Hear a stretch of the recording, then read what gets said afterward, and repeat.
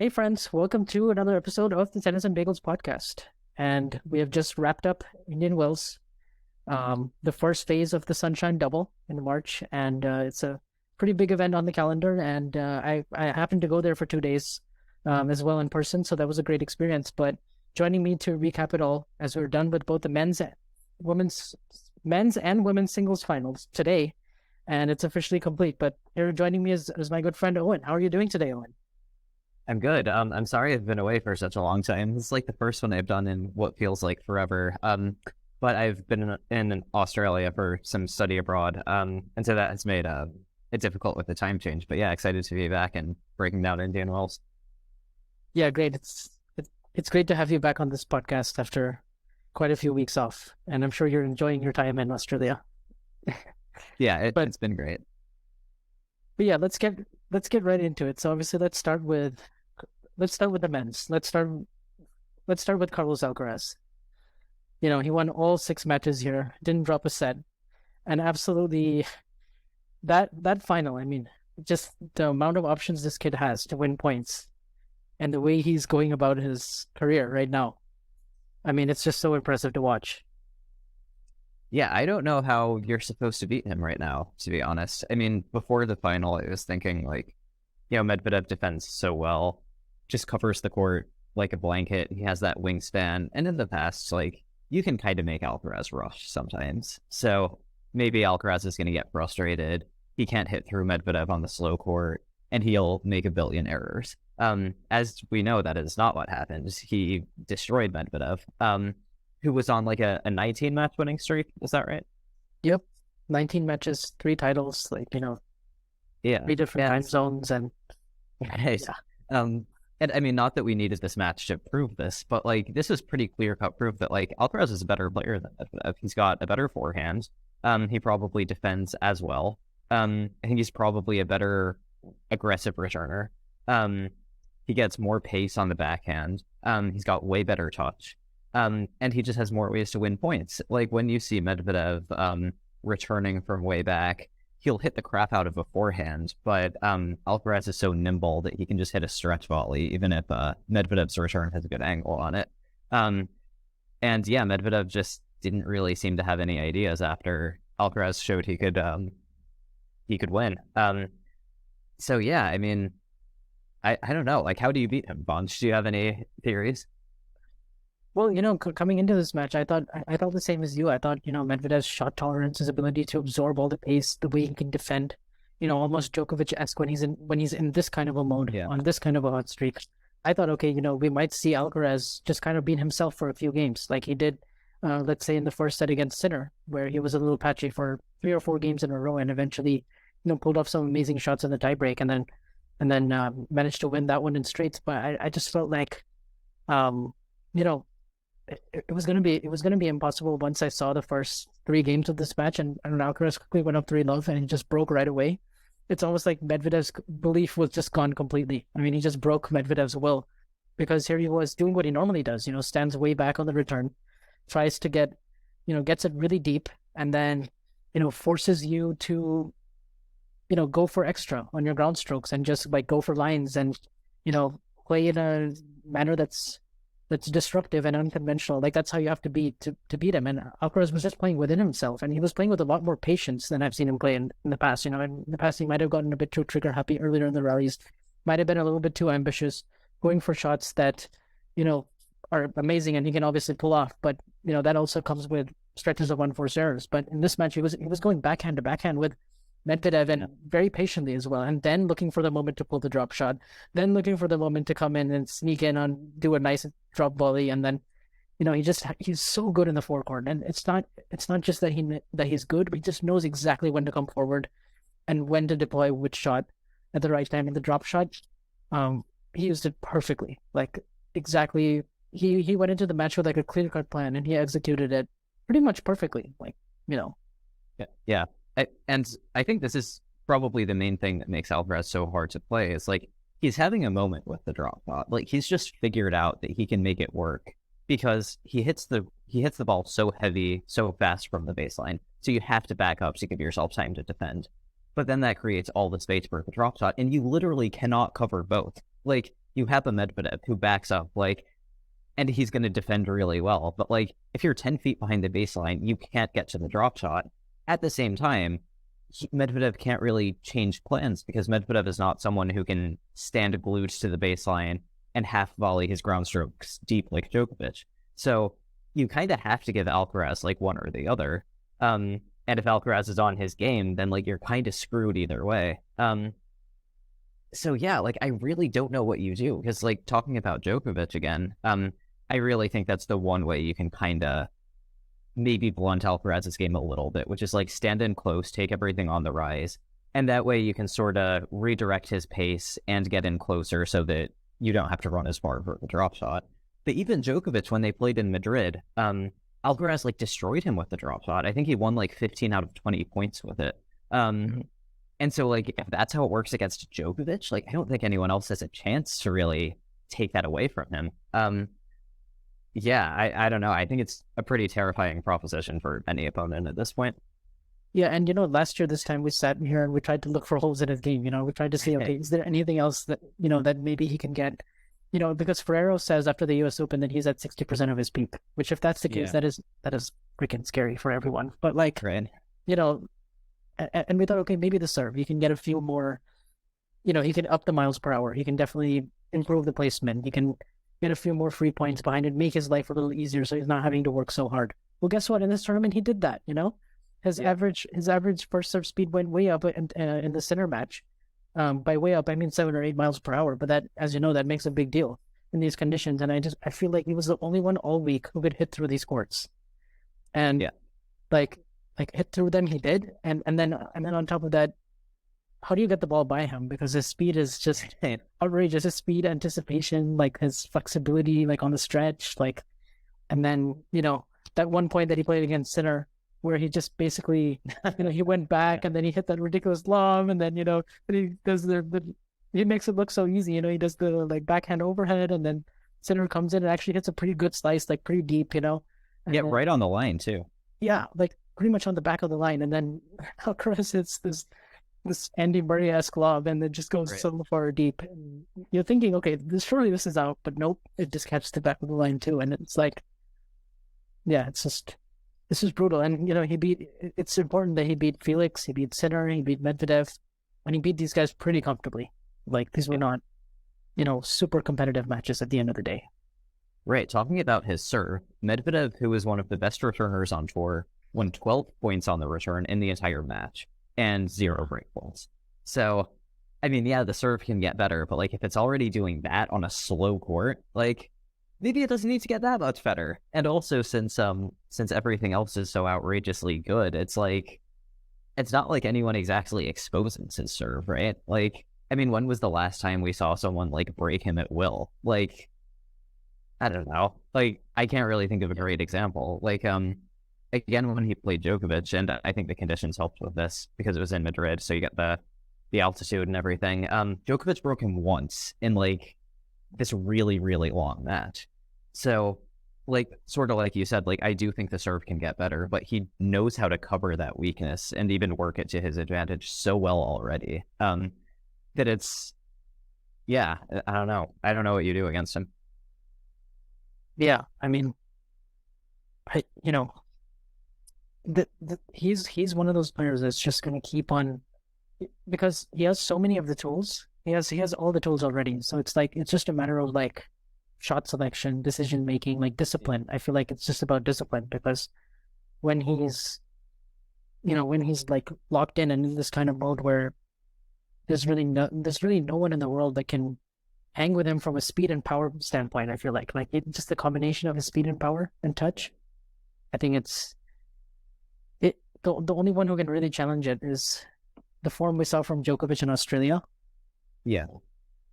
It'll be interesting to see when he's back in the clay court season in Monte Carlo or somewhere in Madrid and Rome. If these two do play each other, what does Djokovic do differently from the Madrid match?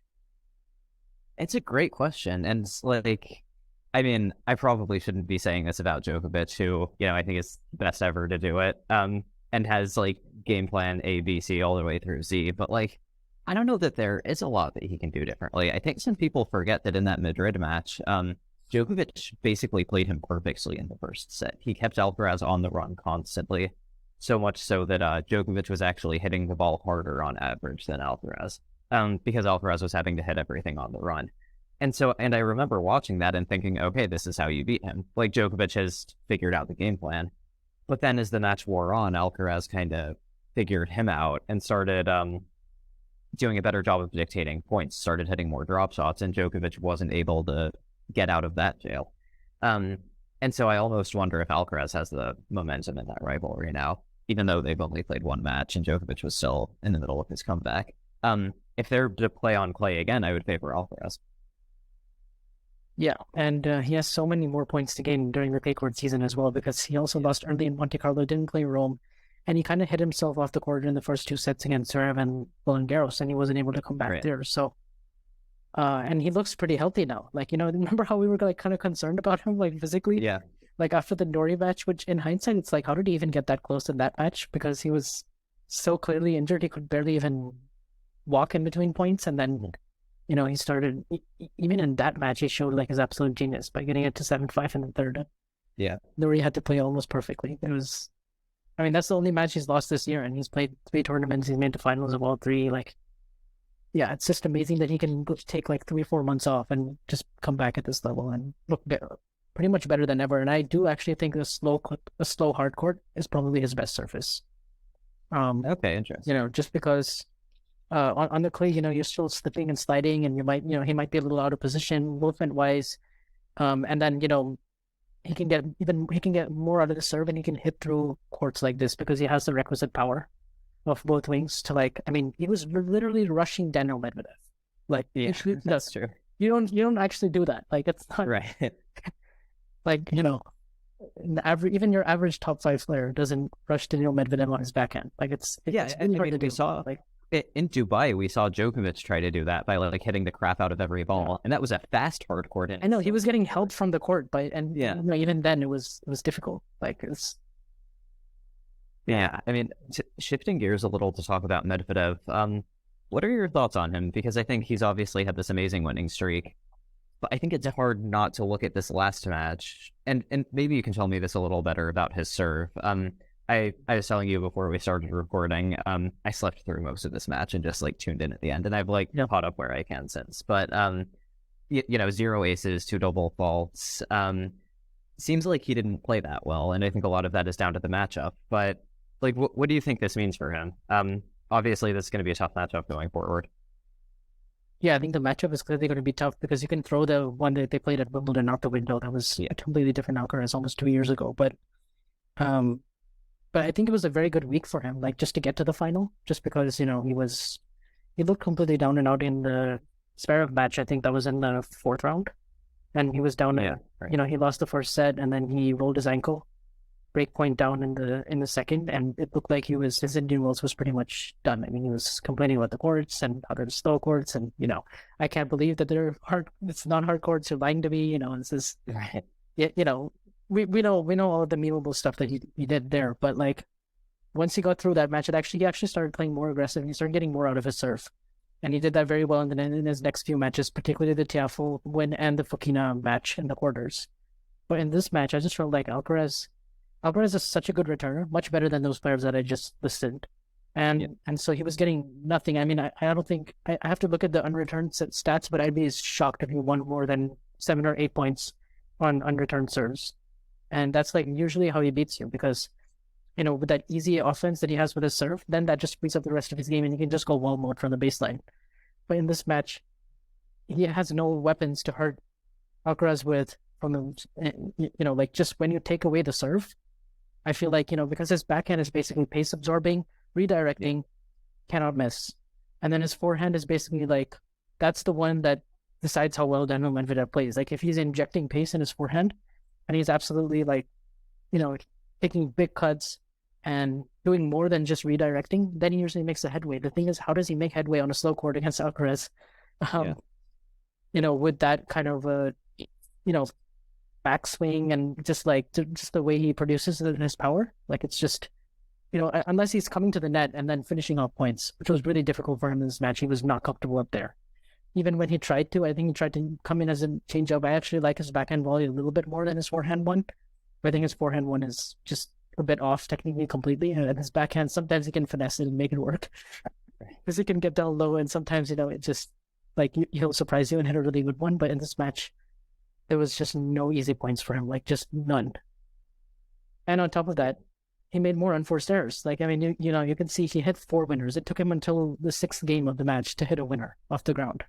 Mm-hmm. And, I think, and he hit 0 aces too. So, yeah, first time in years that's happened to him on in a match, I think. But I mean that unforced error set is it right there, right? Like if you're not the most powerful player, then you have to be more consistent. So it's I mean, he was almost trying to play overly. He was almost trying to play overly offensive because he knew his normal, pace absorbing game from the baseline wasn't going to do enough. So he was overplaying. He was actually like overhitting on his forehand, like trying to do way too much, and he was hitting it wide most of the time, which is like, which means he's just pressing and struggling to really, and he couldn't really turn it around. Like the match flew by in such a quick way that he just. I mean, Alcaraz was rolling through his service games, and he was barely losing points on his first serve. And there were times where he was going way out in the outside, like almost, the thing that he does, which is like close to the doubles alley, and then he does the extreme kick serve. Yeah, Medvedev's back, and I thought that wasn't going to work against Medvedev because he stands so far back that he was just going to be able to time the ball really well and maybe even hit it down the line for a winner. But he just set up his next forehand, and it was just business as usual. And I was like, okay, like he has that in his back too. So. And felt like a total mismatch. Right. And like before we move on to the women's final, I wanted to get your thoughts on this. I feel like they're very different types of baseliners, and that, like, how there are players where if you get back a deep return, you maybe haven't won the point already, but you're close. Like against a serve bot, you get back a deep return, and it's like, okay, you've got like what, a 70-80% chance of winning the point now. But then you also have players, and I think Alcaraz is in this camp, where like, if you get back a decent return, it doesn't mean all that much, really. Like, if you get back an aggressive return and put him on the run, that helps. But I feel like even if Medvedev gets the ball back to Alcaraz's feet, Alcaraz can, like, half volley it, and then in a neutral rally, it's just a matter of time before he goes on the attack again. I kind of think the same thing about Djokovic. Like, when you have great defenders who are also powerful, even if you hit a deep return, like, it's not enough offense, if that makes sense. But I think against Medvedev, if you can kind of put him on the back foot, then you're going to be moving from corner to corner pretty soon. And so I think in that way, like, Alcaraz probably got more out of his deep returns than Medvedev, if that makes sense. I don't know if I phrased that coherently. I understand what you're saying, like, because Alcaraz also has the half volley, and then he also has the drop shot if it's even a little bit short. So, and the thing is that Medvedev didn't really adjust his return position, and when he did, he wasn't very successful, because then his returns were landing short. And then when they land short, then Alcaraz has a million options, and really only he will beat himself, and then you might be able to, like, Medvedev wasn't really able to coax errors the way he normally does, and the way he baits you into mistakes, by just being more consistent than you and just having much better rally tolerance. Like, against Alcaraz, he just immediately took a rip at anything short, and it was just game over, because he has such good finishing skills in the forecourt, and that's what you need to beat Medvedev. Like, I think a lot of the time, if you hit a mid-court return against Medvedev, that forehand is going to come back at you in that middle third of the court. And against Alcaraz, it's immediately flying to the corner. That's a key difference, I think. I also felt like all tournament, Alcaraz's backhand was really good. Yeah. I mean, even in the Sinner match, where I thought, okay, Sinner might have the edge backhand to backhand. I mean, if it's just ground stroke, if they're just doing like target practice on ground strokes, Sinner actually hits a pretty clean ball, like over both wings, and he might be able to win. But then when you take the explosiveness, you add the explosiveness, and you add like the genius, like lottery movement, or you add like just the touch and the feel and everything else. That's where Alcaraz really separates himself, I feel like. And even in the backhand to backhand exchanges against Sinner, he was the one like being more offensive, Sinner was doing a good job in the first set, being steady, but like the set point in the first set, I mean, he just ripped it, and that's kind of how he got the break against Medvedev in this match as well. It was a 95-mile-per-hour cross-court backhand winner off of a pretty, decent, like, return. It wasn't super short in the court or anything. It was fairly deep, like, close to the back of the baseline, and he still just took it early, ripped it. And I don't know, it was just so easy. It was so easy so easy to be It's true. not something you can ever learn if you don't have that. I don't think. Like Medvedev is Yeah, never going to be able to do that. Most players on tour are never going to be able to do that. Yeah, I can't wait to see what he does for the rest of the year. hmm I I don't know. I mean, he continues to impress you even when you know what he's capable of. And I think that's a pretty special thing to have in a player. yeah, totally.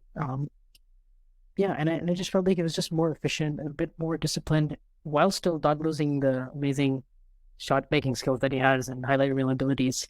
So he was able to. I feel like that's when he hits his perfect sweet spot. Because Yeah, yeah, because I mean, there were times last year where he was pretty stressed from Madrid to the U.S. Open, and he was, like not taking some of his breakpoint chances. He was a bit erratic, a bit too trigger happy. But we knew that all the other tools were there. It was just he was lacking experience, and now he actually has that under his belt, and now he only gets better from here. I think he'll only get better, and yeah, so it was a really good tournament for him, and then I think pretty positive tournament for Medvedev overall as well, because even though he was complaining, a lot of the time during the week, it didn't actually affect his level of play. He impressed me a lot in the Tiafoe match actually, because when he squandered yeah, those 7 or 8 match points, that was a perfect time for like Medvedev to melt down. I think in the past he probably would have, but he just moved on with it and then played a really good tiebreak.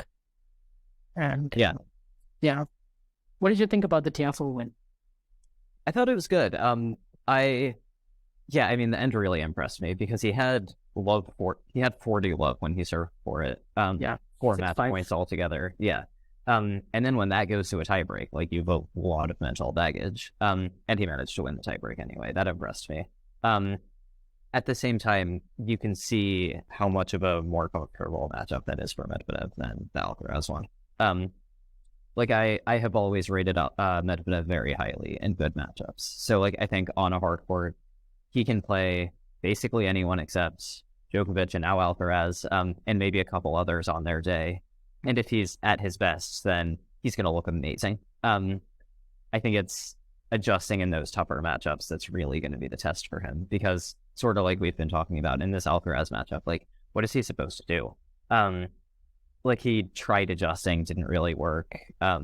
He's not one dimensional, but he can be made to look one dimensional by certain players. And I think when that happens, that's where he's really up against the wall. And I don't know if he's going to be able to get out of that situation. Yeah, that would be interesting to see though, because it would be interesting to see if he like gets back to the level that he showed before the final and continues to roll on in Miami, or maybe this hot streak kind of cools down a little bit, and then maybe it resumes again later on the hard courts or after the clay season's over. It will be interesting to see, but he definitely proved that he can win matches on a slow court. Like it's not like let's completely write him off for the clay season, but it's also like, let's be realistic about his chances. It's like kind of somewhere in between. Like it's kind of hard to gauge, but yeah. Yeah, I mean, what else, like any other like kind of big takeaways like from the men's side before we move on to the women's? Um, I don't really think so. I mean, I think trying to think about the other players who went really deep. I think Nori having another good run was impressive. We can talk about Sinner a little bit. What did you think of his performance against Alcaraz? Yeah, I thought he should have won the first set, if I'm being honest. Because 4-2, okay, Alcaraz was up 4-2, but from then on he really made a string of unforced errors and then won the next. Sinner was able to win the next 3 games, and then he had a set point, and he didn't really read the play very well, and I felt like there was some opportunity there for him to maybe take advantage of that Alcaraz lapse, and he wasn't quite able to do it. I don't think he played badly in the tiebreak at all. He actually hit a couple of really impressive shots, but Alcaraz just one-upped him. And then in the second set, I think he'll have most regrets about his serving, because I don't think he served nearly as well as he could have. His first serve percentage was quite low and wasn't really, the slow courts. It was just giving Alcaraz a lot more time, and he was lethal on return in the second set, especially. And he just handled the outer edges a lot better, like the finer parts of the forecourt, or like dealing with the drop shot slice. I think Sinner's drop shot retrieval was better when they played at the U.S. Open. Yeah. And I think the overall quality of the match was definitely way higher at the U.S. Open. But I mean, if this is considered a low quality match between these two, then I think we're gonna have an amazing next 10 years. So I think overall he can be pretty pleased like about his tournament because the win against Fritz really impressed me Yeah, more than the Alcaraz match actually. But yeah, like I think overall he walks away from it feeling pretty good. But maybe he has some yeah. regrets about the tight moments in the Alcaraz match. What do you think? I largely agree with that. I mean, I think, yeah, like that set point in the first set, he had a good look at kind of a flick cross court pass there, sent it down the Yeah, line. Alcaraz read it. But I mean, at the end of the day, Alcaraz is just a little better, So I I think think so. Yeah, it's hard to be too frustrated when someone who's a bit better than you beats you, right? Like, I think it's tempting to lump Sinner and Alcaraz in together. But look, like Alcaraz has a major already. He's got yeah. 3 Masters 1000 titles. It's not really close when it comes to winning the big titles right now. Yeah, exactly. And I think you can see it in the level too, and kind of the way they handle certain matchups. Like Medvedev is a killer matchup for Sinner. Like Yeah, Sinner's done a little bit better recently, but that's really difficult for him. Alcaraz just handled it like it was nothing. Sinner struggles against Tsitsipas. Tsitsipas's forehands does a lot in that matchup. Alcaraz has beaten Tsitsipas 3 times in a row. You know, styles make matchups and everything, so it's not like matchups are everything, but I think you can sort of see the difference between them. Like Alcaraz is just, I think, a little more ruthless. He's got a little bit faster. He's a little bit better touch, little more explosive, and across the board that makes a big difference. So I still rate Sinner very highly. I think he's going to do a lot this year that he wasn't able to do last year, both because he's learned and because hopefully he won't get injured as much. yeah, Injuries got in his way a lot last year. But yeah, I mean, I think 7-6, 6-3 kind of is a good representation of where Alcaraz and Sinner are right now. yeah. I largely agree with that. I think Sinner has improved his serve, which is good. Good to see. Like, I think technically he's like changed up the motion a little bit. He's like cupping the racket a little bit and getting a faster extension, but it's so that helps him in terms of winning more free points. And I think the big thing is staying injury free. Like, he had so many small niggles last year where he just wasn't like his ranking didn't really reflect how well he played throughout the whole year.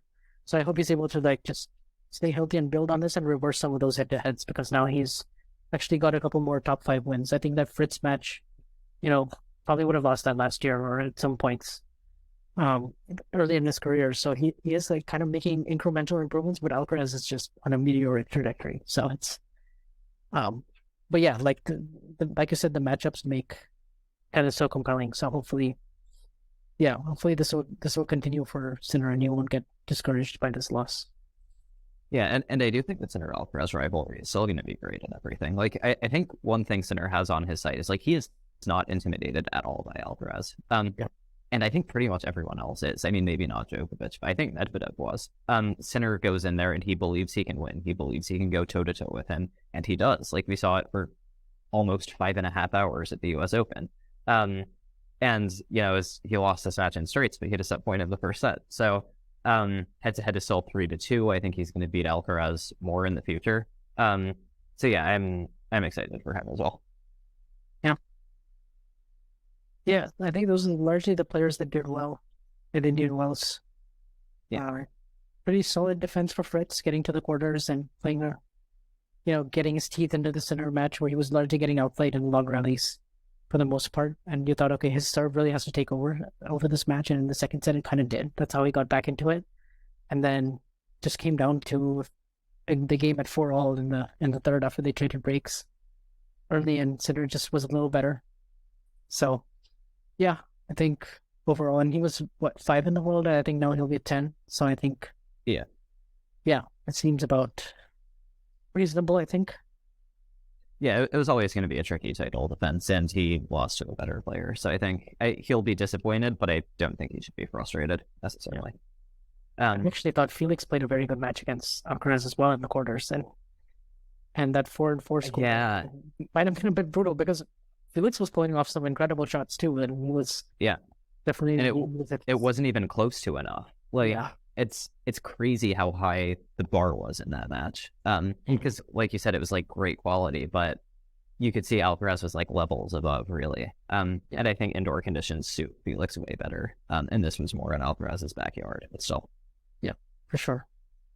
But yeah, should we talk about the women's side and talk about Rybakina, Sabalenka, and Iga? I guess. Yeah, absolutely. So if you want to start with the final, I think So like really exciting match, exciting scoreline. I think that first set tiebreak like speaks for itself. I guess the first question I had for you is what role do you think the conditions played in this match? Because I was thinking the slower conditions probably helped Rybakina a little bit, because when I was thinking back to their Australian Open final, what I remember from the second two sets in that match was Sabalenka hitting the ball so hard, and it was rushing Rybakina to the extent that it almost felt like she was getting knocked off her feet. And so I think and that was sort of when her forehand fell apart a little bit, just because it was being absolutely tortured by like these 90-mile-an-hour missiles from Sabalenka. And it seems like on a slower court, she was able to get a little bit more time, and that almost helped her, if not dictate, like stay in neutral rallies a little more. Yeah, she definitely was able to stay in rallies a lot better than she was in Australia, where I felt like Sabalenka's defense and her ability to scramble and get balls back and kind of extend the rallies was going to help her. Was going to help her, and especially like because she served so well in that match, Sabalenka, with all that entire tournament really. But like in that match, she had 17 aces and 7 double faults, and in this match, it kind of reverted a little bit back to Sabalenka, and that was a little sad to see because I think she had like 7 double faults before the first set tiebreak even began. And at that point, I think actually it was very tricky for Sabalenka in the wind. Like, there was one side of this court that was really, really windy, and Sabalenka was playing against the wind, so it was behind her back. And with that motion that sometimes, those, I guess, issues can sometimes flare up on the serve, like the yips. So, like, when she was double faulting a lot on that side, like, she did very well to get a break in the first set, but then she immediately gave it back. Like, a couple of double faults, a couple of loose errors. And then Rybakina was ready. I just felt like Rybakina had such a steady level throughout for most of the match, and she was just dictating. Like, she was hitting such clean strikes off of anything remotely attackable from Sabalenka's serve and her ground game. And Sabalenka was having to do a bit too much to make up the deficit of double faults, because I feel like that actually really got in her head. Like when she was in the tiebreak, and it was a 13-11 tiebreak, and they both had like 5 set points. It was crazy. And every time one of them went up a mini break, and they had a set point on their serve, they made a first ball error after the serve, and it was just like, who wants to win this tiebreak? Because it was just so tense and so brutal, and it seems crazy that they were able to play some of their best tennis in a slam final, and then in this final, which is still a really big occasion and the conditions are very tricky, it was just like who's gonna not lose it versus who's gonna take it. And at the end, I feel like Sabalenka's just like a couple too many loose errors. And usually it came down to like, I think 6-5 in the tiebreak, she had a double fault. Like 8-7, she had another double fault. And these were all like once she's gotten the mini break. And once she lost that set, I was like, I don't care who you are. It's going to be impossible to like regroup after that. Because it was like an hour, 20-minute set in like brutal conditions. And now she has to serve again, starting the second set on the same side where she usually struggles with the wind. And then that's what happened. She got broken in the first game. And Rybakina, to her credit, like really raised her level even at the start of the second set, and she was just timing. She was hitting these forehand down the line returns off of wide serves from Sabalenka. And Rybakina, I think, is underrated at her ability to hit. Like when she's stretched in the outer thirds, I always thought like her defense isn't as good as Aryna's. But when she times the ball, because she has such good reach, she's able to like really extend through and actually like use Sabalenka's pace. She did that so well, like that's how she broke back in the first set and how she got the break in the second with that forehand return winner down the line most of the time. She's a phenomenal returner. Like her thing in the Australian Open was just like torturing second serves. I remember I was at her semifinal with Azarenka. I think Azarenka was like 6 for 27 or something, or like 3 for 21, something like that on second serve points won. In this match, it looks like on Google scores, Sabalenka won 44% of her second serve points. Rybakina won 59%. She's just absolutely ruthless as a returner and so unflappable mentally. I mean, she was down a break in that first set, down a bunch of set points, and like you said, she got some help from Sabalenka, but she's just like impossible to, I think, bother mentally. And then in the second set, she only like picks up speed. Like I think at the Australian Open, she that was how she beat Azarenka, like really tight, close, high quality first set, and then the second set, she just like loosened up even more, started hitting the ball even harder, and Azarenka had no chance. I mean, she was up 2 breaks at the end of the second set. Sabalenka got one of them back, but it was too late for it to matter. Yeah, and Rybakina didn't even serve that well, like in the first set, like, or actually throughout the whole match, her first serve percentage was quite low. It was like 52%. Yeah. But then, every single time that she made a first serve, she really made it count. Like, I feel like her +1 ball was really strong. And a lot of the times and Sabalenka, I think, probably should have been done a little bit better in that department once she did make the first serve, because she did make her first serves a lot more often, but she just wasn't quite getting that same purchase. And I just feel like the double fault thing was very mental and kind of creeped into other parts of her game and her ground strokes, that in a game of this small margins against Rybakina, she just wasn't able to have that clear head like she did in the Australian Open, where I think she only had 2 double faults in the last 2 sets after hitting 5%. One of them on championship point. Yeah, so there you go. Like, yeah, that was a bit unfortunate for her, but like Rybakina, I think throughout this tournament was just like against Swiatek, she was just absolutely flawless, and that was I was at that match live, and I just thought, okay, like Rybakina's level has to drop at some point. There's no way she can sustain this, and she did. Like throughout the whole time, I think from start to finish, that was probably her best match of the year so far. And it's a high bar too. I think you nailed it with the small margins. Like, yeah, you can say that Sabalenka made a few mistakes, but at the same time, when she beat Rybakina at the Australian Open, the last 2 sets were absolute peak Sabalenka. And so I think what this match tells you is like she kind of has to be at her absolute peak if she wants to beat Rybakina.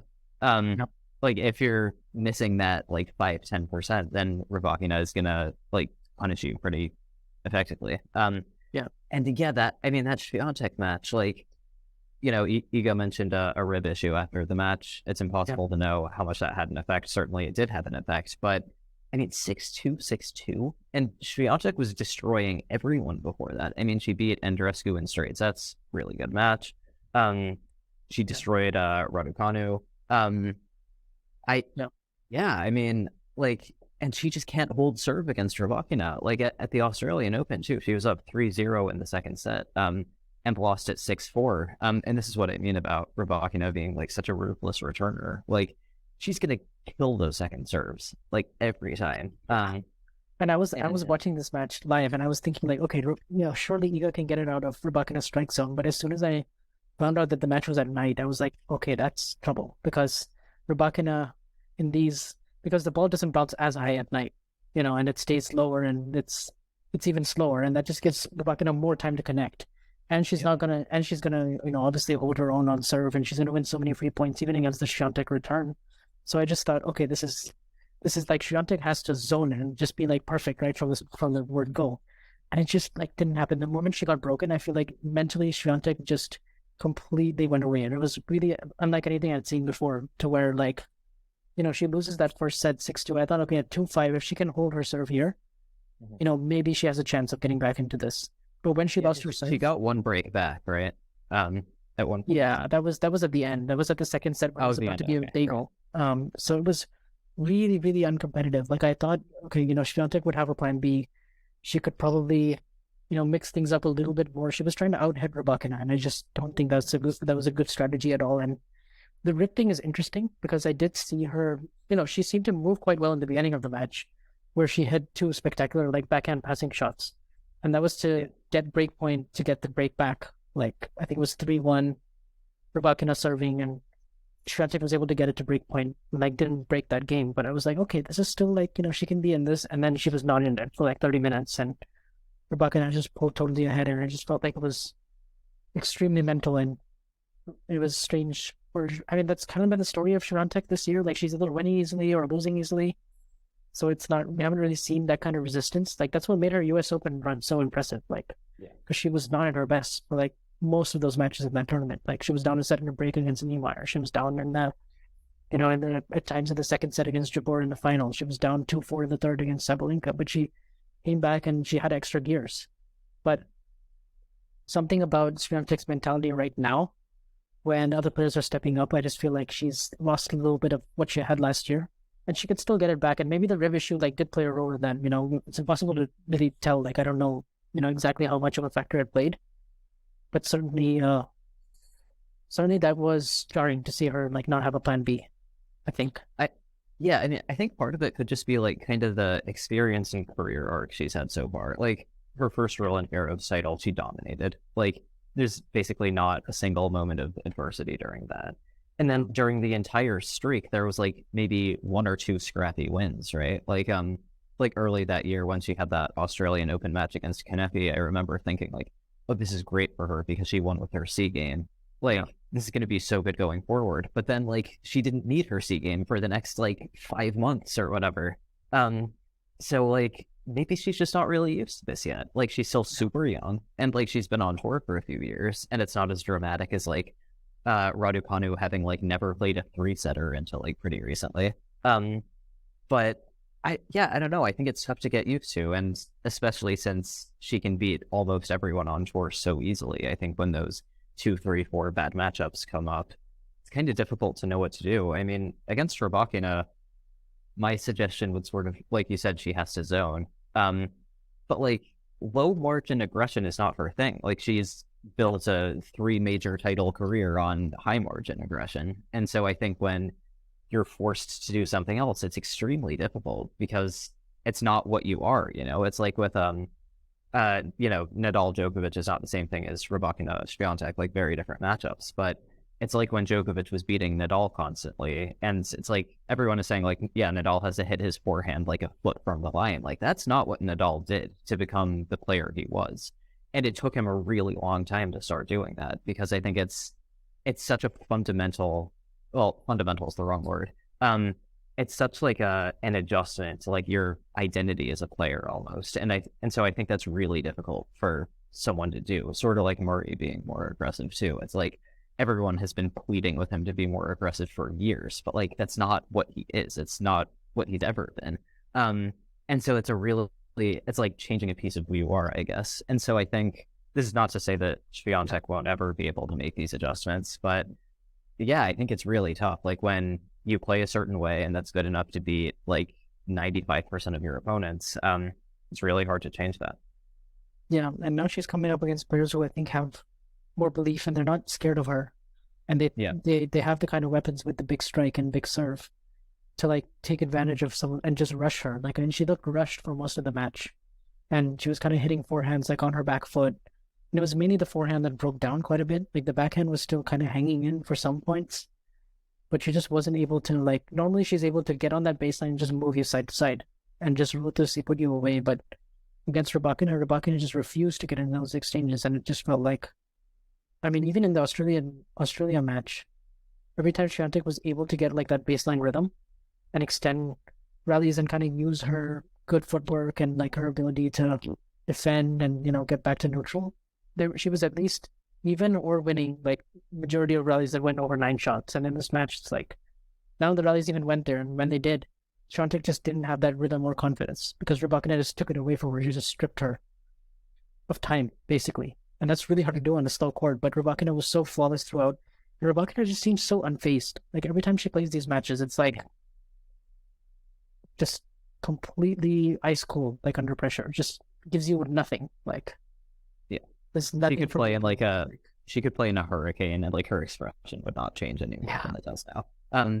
And yeah, I do think the problem for Swiatek is like now the blueprint is out there, right? Like you have to crush the ball, take away her time. The forehand is not that dangerous when it doesn't have time to load up. The serve is going to be vulnerable. And like now, as we've seen, there are multiple players who can kind of execute that game plan as difficult as it is. I would say there's still only like 3. Like I would say like she's still, she's still a tier 1 player. Like there's still her. Oh, absolutely. Rybakina, Sabalenka, and Krejcikova. I feel like those are just the 3. Right. Like, I mean, well, and Krejcikova is a little different too because she's not as hard of a hitter. I think with her, it's more going toe to toe with Swiatek at her own game. But now that you mentioned tiers, who do you think is the best player in the world on the WTA right now? I think, obviously Swiatek is still ranked number 1. She's like not losing early anywhere. I don't even know if it's like her form has dipped really, but Rybakina's beaten her twice.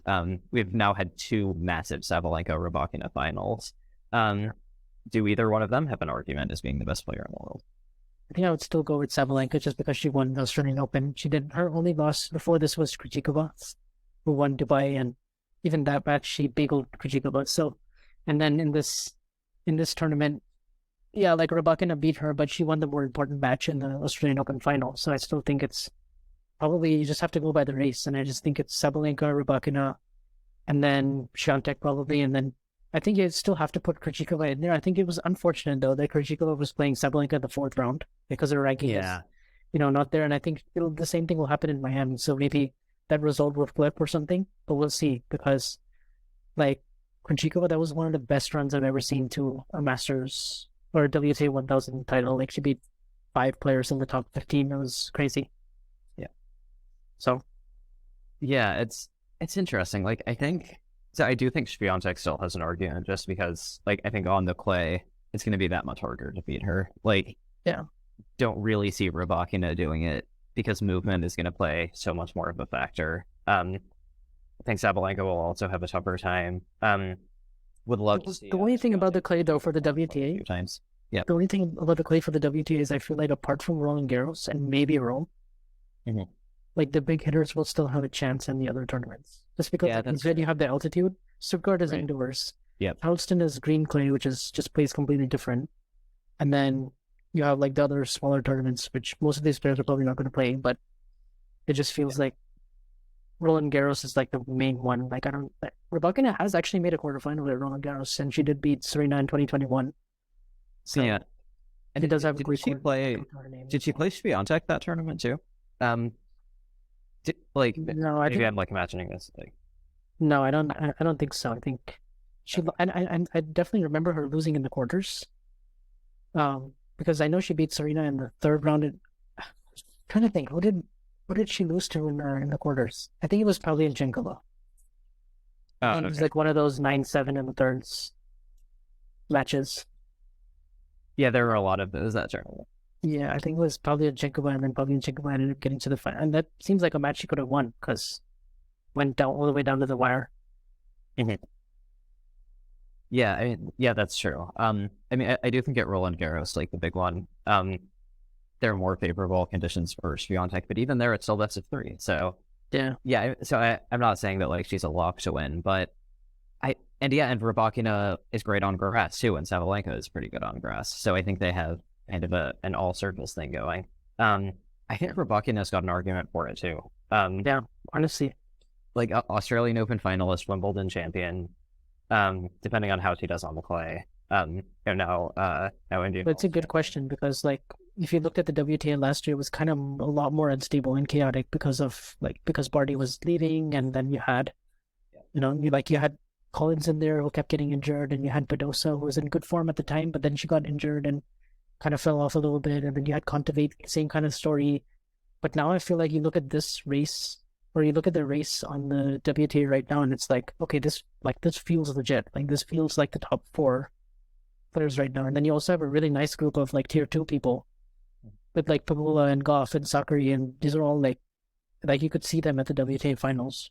Like you could see this like continuing like for the rest of the year. And it doesn't feel like anyone can just win these tournaments. It feels like there's a group of maybe 8 players now, and maybe more like 4 or 5, but. Yeah, and you're going to have to go through a few of the others to win as well. Yeah, I mean, Rybakina beat Swiatek and Sabalenka. So clearly, Sabalenka. And then there's also players like Andreescu, who's like, if her form is anything to go by, like she's improving. Raducanu is improving. Fernandez, I think, can improve as well. Yeah, and I think she will. I think Mukova, if she just stays healthy, like she's really dangerous too. Almost beat Rybakina in the quarterfinals here. Yeah. So I think. Yeah, I think it's a great time. Like. Yeah. Yeah, I'm tempted to still say Swiatek is the best player in the world just because she's still got that number 1 ranking. Like she's still probably not gonna. She still has a sizable lead, like around 3,000 points or something, because she was so good last year. Right. And I still think she'll defend most of that on the clay because, I just think the French Open is going to be a different story, but. Yeah, but at the same time, like there are those 2-3 players who can beat her and have done it like multiple times pretty recently. So it's like I think she's going to have to make adjustments. She's already not as dominant at number one as she was last year. Right. Which I think is like good for the tour. Not that like having her be so dominant was a bad thing. I think that was amazing to watch. Yeah. But we're getting rivalries now, which I think is fantastic. Like after the Australian Open, I think everyone was saying like I'd already love to see a rematch of this final. We got one already with a different result. So I think that introduces some more intrigue to the matchup. Because this was Rybakina's first win over Sabalenka too, right?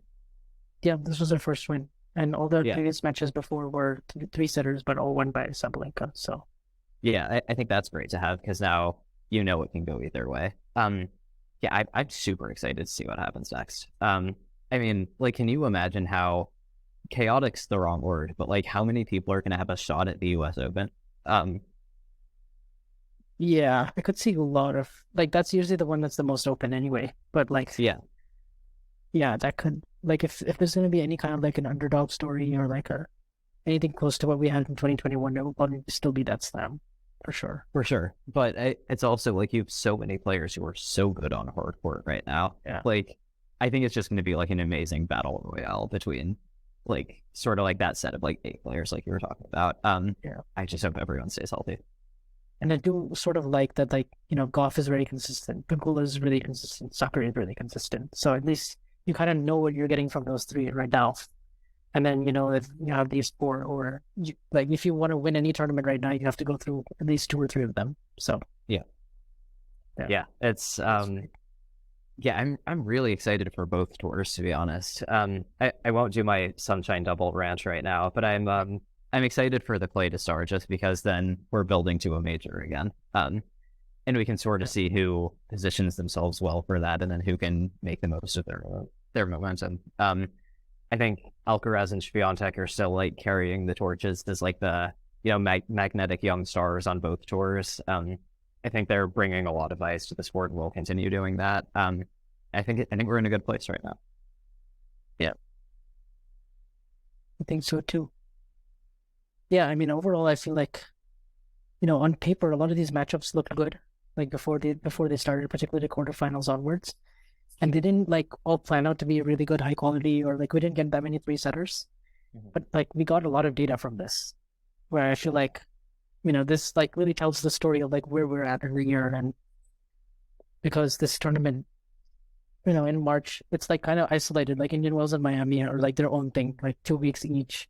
Right. Like, you know, like you said, like not really leading up to a slam. Like it just kind of feels like all the spotlight is on here, like in America for tennis at once at this moment. So I'm glad to see, because like Indian Wells, that place was packed. Like in the first weekend, I think there were like 45,000 people on that Saturday.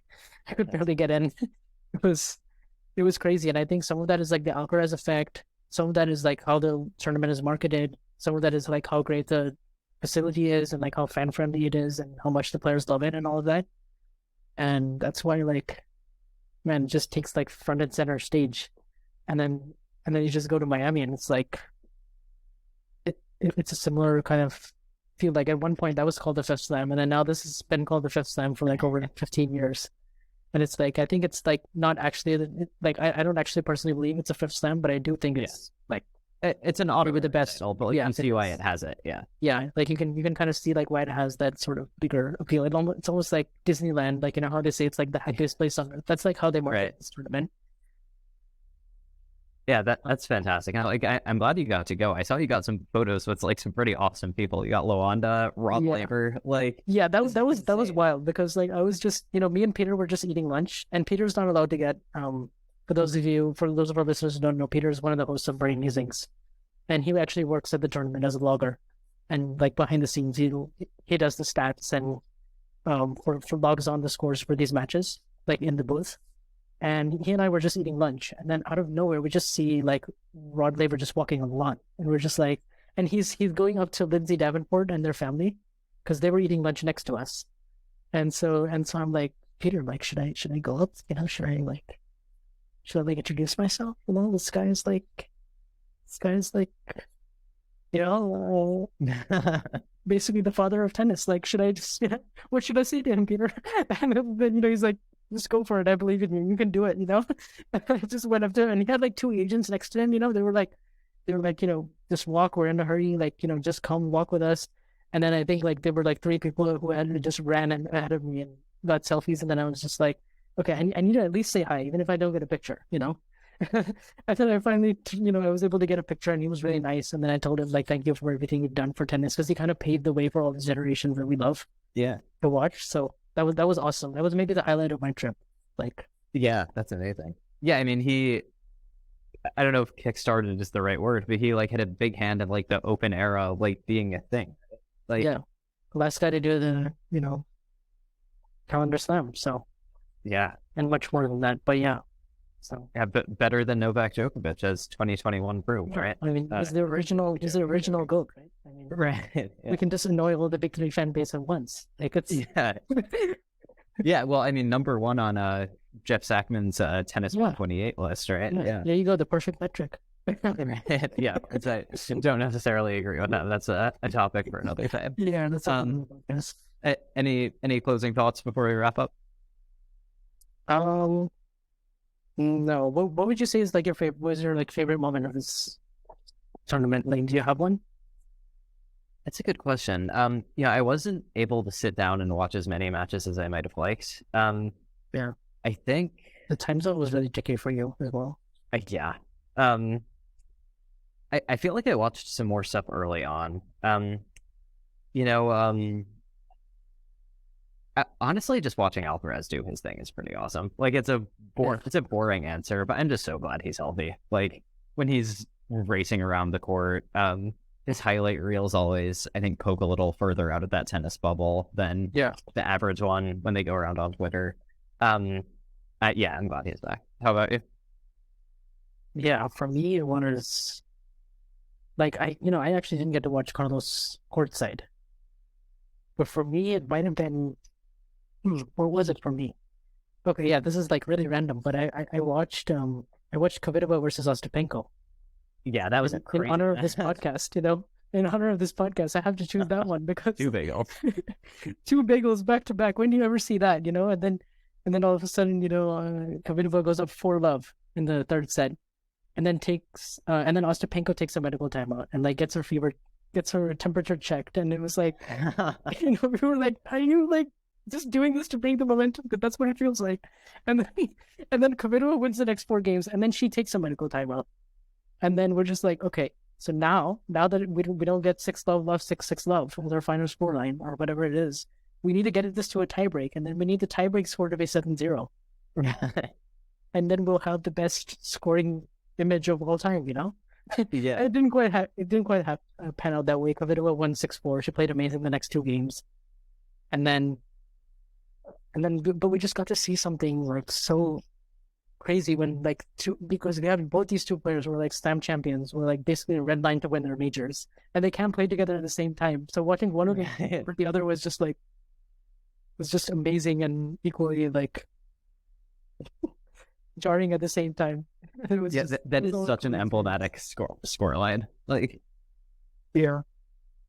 Yeah, that's fantastic. I mean, Kvitova's run was super fun too, because she had all those match point saves against Pegula too. That was crazy. That was really impressive. Like, she finished it off with like a sort of volley, and then she had like these ridiculous forehands to like steal match points. Like, I don't think Pegula did anything wrong in those match points. Kvitova just redlined and net forehand winners. Yeah. And I think Pegula was like pretty chill after it too, like wasn't heavyweight or anything. They had a nice exchange at the net. I love it when that happens. Yeah. But yeah, I mean, really fun tournament. Excited for Miami, and then it's play. So yeah, I will try not to take as long of a hiatus as I did before this podcast for my next one. But so yeah, we'll talk again soon for sure. Yeah, it was really fun recapping, and for listeners, they can follow you at Tennis Nation, right? That's your handle, and also Popcorn Tennis. Yep. So yeah, check out all the good pieces over there. Then you can follow me at Vauntry2K. You can follow Andre at Rolenberg Andre, and you can follow us at Tennis and Beatles Official, which is our Twitter name. And I think that's about it. And if you have any questions, or you want to get more questions of yours answered, or you have anything you want to let us know about these episodes, then yeah, feel free to DM us, and we'll always be available. And I'm actually doing an episode with Steve Flink on Tuesday. So all right. Excited for that. So yeah, I'm excited for that. So keep an eye out for that. And then yeah, and other shows as well. And then obviously we'll do a Miami recap too. So yeah, cheers wherever you are in the world listening. And yeah, thanks Owen for coming on. Yeah, of course. Like again, hopefully I'll be on again sooner than after that long break. But Yeah. yeah, see you next time.